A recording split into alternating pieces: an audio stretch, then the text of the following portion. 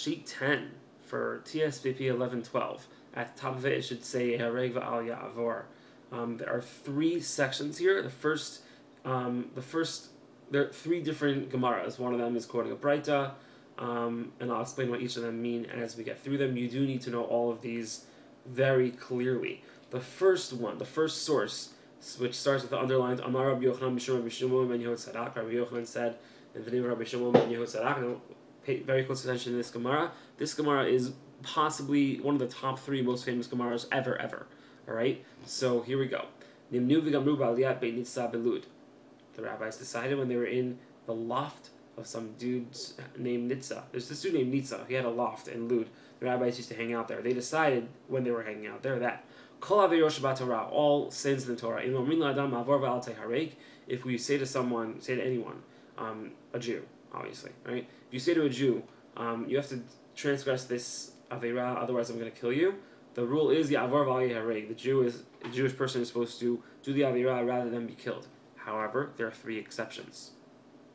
Avodat Kuchavim, idolatry. Gilui Arayot, sins of a sexual nature. And Shvichut Damim, murder. Those three, right, you must be killed rather than commit that Aveira. That's the first Gemara. That is one of the 3 or 4 most famous Gemaras of all time. Know it well. Second Gemara starts with the word Tanya, which means we're quoting a Braita.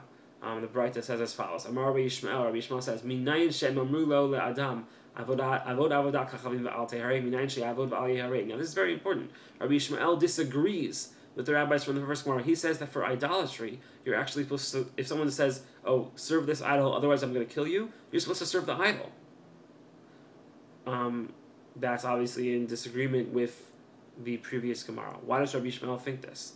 Well, he quotes a very important source, and this is also one of the most important sources you should know. Talmud Lomar, the pasuk says, "V'chai b'hem." Those two words, "v'chai b'hem," are a quote from a pasuk, which means you should live through them. Meaning the mitzvot should be things that you live through. He interprets that and says, "V'lo sheyamut b'hem." You should not die when keeping the mitzvot. You should live through keeping the mitzvot. In other words, a mitzvah should not be a reason why you die.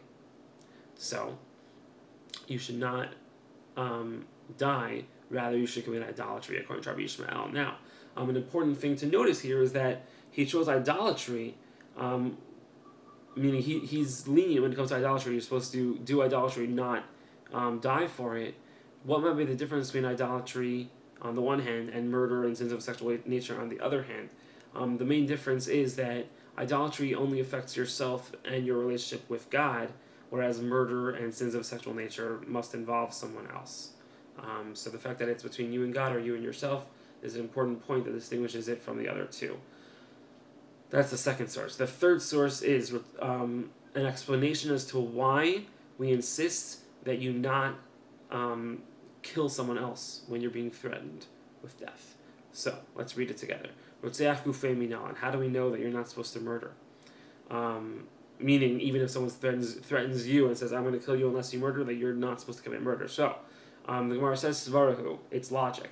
There was a guy who came to Rabbah, Amarli, and said to Rabbah, Amarli Mari Durai Zilkat Leila Planya Vilo Katlin Alach. Meaning, this guy came to Rabbah and asked for advice. He said, Mari Durai, the boss of the town, said, Zilkat Leila Planya, go kill so-and-so, and if you don't do it, Katlin Alach, I'm going to kill you.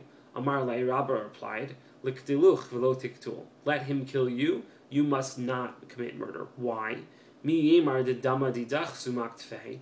Who said that your blood is more red? Dama dehu gava sumak tfei. Maybe the guy you're supposed to kill, maybe his blood is redder than yours. Meaning the idea is that you don't get to choose that that you get to live rather than the guy who you're supposed to kill.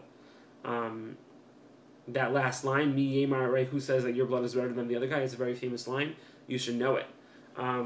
Let's just review the 3 sections here. The first Gemara was the main Gemara that told us that if you're threatened with death, or meaning someone says, I'm going to kill you unless you do idolatry or sins of sexual nature or murder, you're supposed to die rather than commit those sins.